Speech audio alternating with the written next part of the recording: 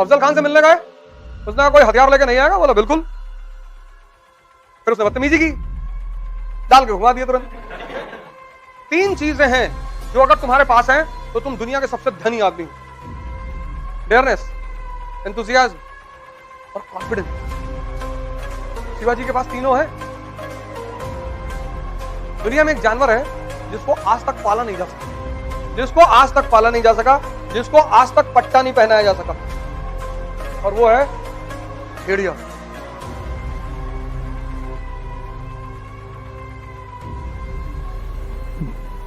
जय हिंद फ्रेंड्स। तुम जब भी गुलामी करोगे, जब भी तुम गुलाम होगे, तो उसकी बस एक वजह होगी, तुम्हारी आंतरिक कमजोरी। दुनिया में एक जानवर है जिसको आज तक पाला नहीं जा सका। एक जानवर है जिसको आज तक पाला नहीं जा सका, जिसको आज तक पट्टा नहीं पहनाया जा सका, और वो है भेड़िया।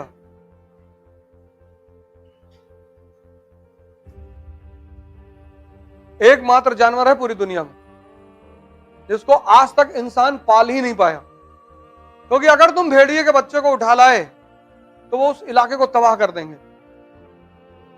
बड़ा गजब का सोशल संगठन है उनका। भेड़ियों में स्त्री को लेकर कभी लड़ाई ही नहीं होती। भेड़िया जो समाज है, वो जो बुजुर्ग भेड़िए हैं वो शिकार पे नहीं जाते। जवान शिकार करते हैं, वो लेकर आते हैं, पहले बुजुर्गों को देते हैं, फिर खाते हैं। उनको तुम बंदी बना लो, मौका पा जाएंगे तुमको फाड़ डालेंगे, चाहे जितना खिलाओ। इसलिए आज तक भेड़ियों को गुलाम नहीं बनाया जा सकता। एकमात्र जानवर है भेड़िया। कभी डिस्कवरी पर उनका एपिसोड देखो, बाकी शेर को गुलाम बनाया गया।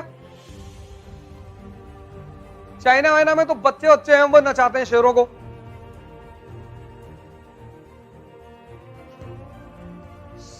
ताकत कहां है? अपने अंदर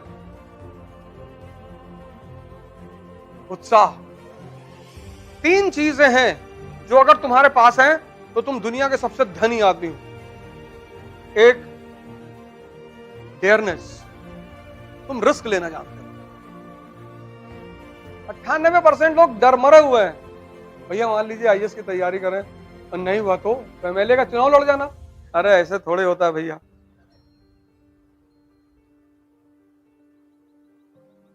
रिस्क लेना सबकी बस की बात नहीं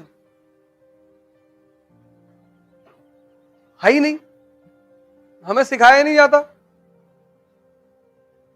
डेयरनेस।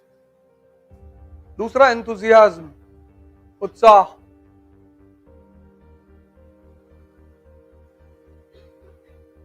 अगर ये चीजें बाजार में बिकती तो अमीर हमेशा अमीर ही होते, वो इस पे मोनोपोली कर लेते और सिर्फ अपने बच्चों को खिलाते एक टेबलेट, ये ले उत्साह का टेबलेट खा ले।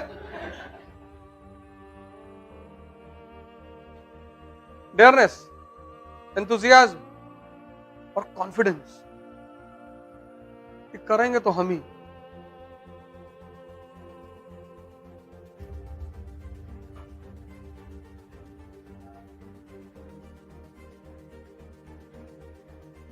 शिवाजी के पास तीनों है।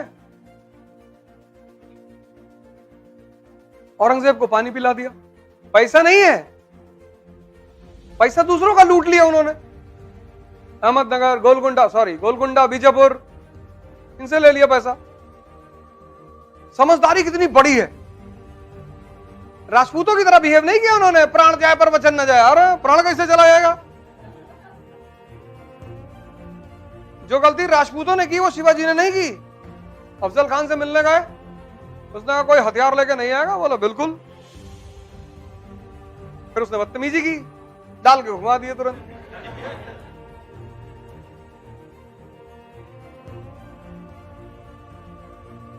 जो आदमी जिस भाषा को समझता है उससे उसी भाषा में बात करोगे ना। फिर अब अफजल खान को मार दिया, बीजापुर के सरदार को। अरे और हिंदुस्तान का आदमी, तुम इतना करो, इतना गाता है, कि भैया अफजल खान का हाथ पकड़ लिए, छुड़ा ही नहीं पा रहा था।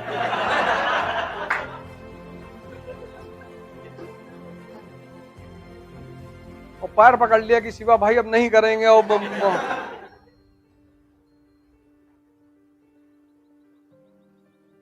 अफजल खान को मारे मारे मुगल सूबेदार का अंगूठा काट लिए, शाइस्ता खान। सोचो कितना बेइज्जती हुआ होगा उसका, कटा अंगूठा लेके दरबार में गया कि भैया उसको मारे ही नहीं, अंगूठा काट लाए कि जाओ अपने बॉस को बता देना कि अगली बार तुम्हारा गर्दन काटेंगे और तुम्हारा बॉस का भी काटेंगे। लेकिन उस आदमी के पास एक गुरु है, रामदास।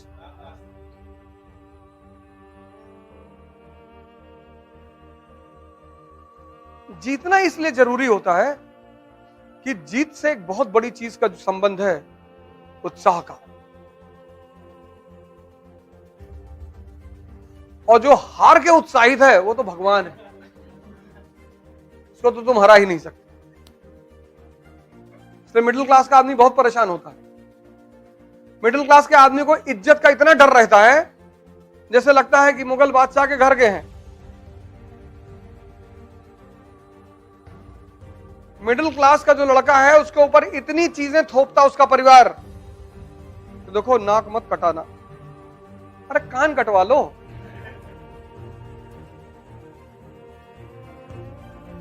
माँ बाप अनजाने में कुछ करते हैं, अनजाने में।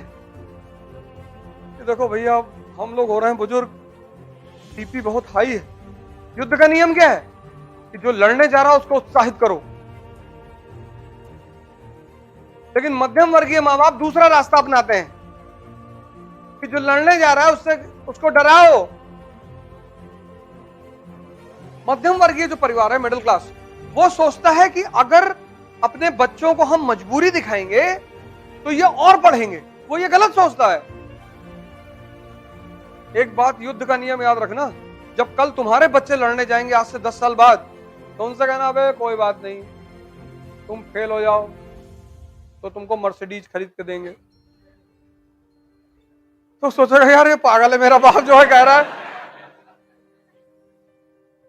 कि तुम 4 अटेम्प्ट आईएएस दो, अगर तुम्हारा नहीं हुआ तो मर्सिडीज की चाबी हमसे ले जाओ।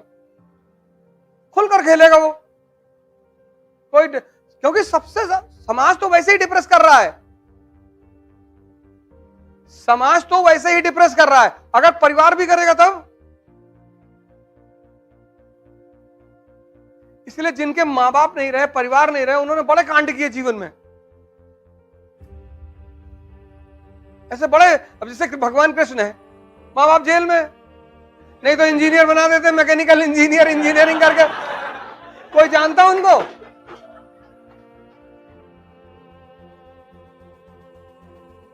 मां बाप का बस चले तो वो चाहते कि हमारे रहते तुम कुछ कर लो, चाहे तुम पीडब्ल्यूडी में क्लर्क ही बन जाओ। माँ बाप की 2-3 तमन्ना बहुत बड़ी बड़ी होती है। एक, हमारे सामने तुम नौकरी पा जाओ, और दूसरी तुम्हारी शादी हो जाओ, हम तुम्हारे बच्चों को खिला ले।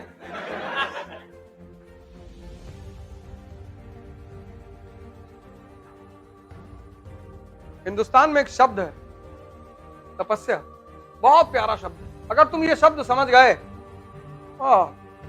हिंदुस्तान में शब्दों का ही तो खेल है।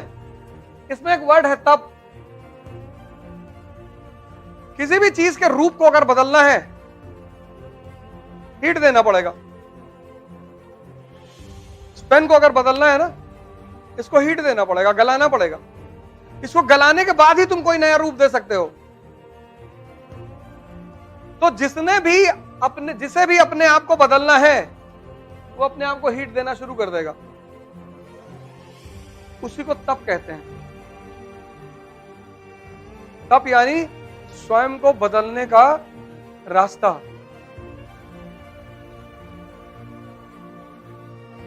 कोई भी चीज तुम्हें अगर पानी है, कोई भी,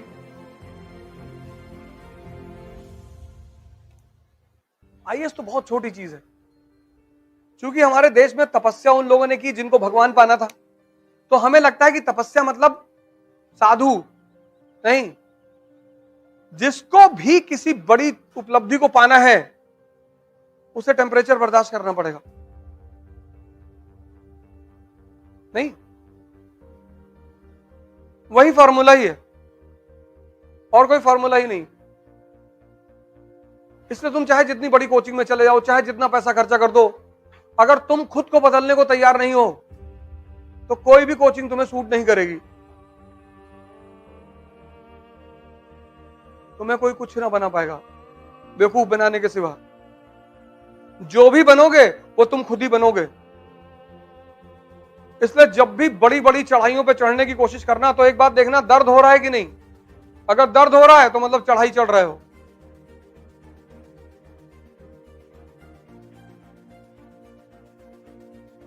तुमको अपने आप को बदलना होगा।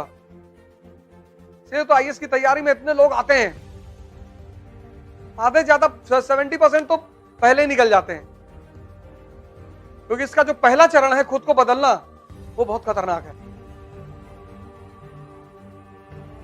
इसका पहला चरण ही तो खतरनाक है। अब तुम कॉलेज में कहां, तुम कॉलेज में 8 घंटा पढ़ने के आदी थे। एग्जामिनेशन से पहले 10 क्वेश्चन इंपॉर्टेंट मिल गया, तुम लिख आए।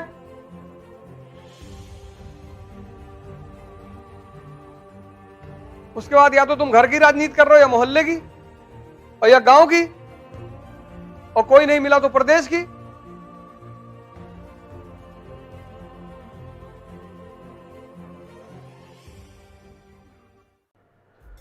जय हिंद।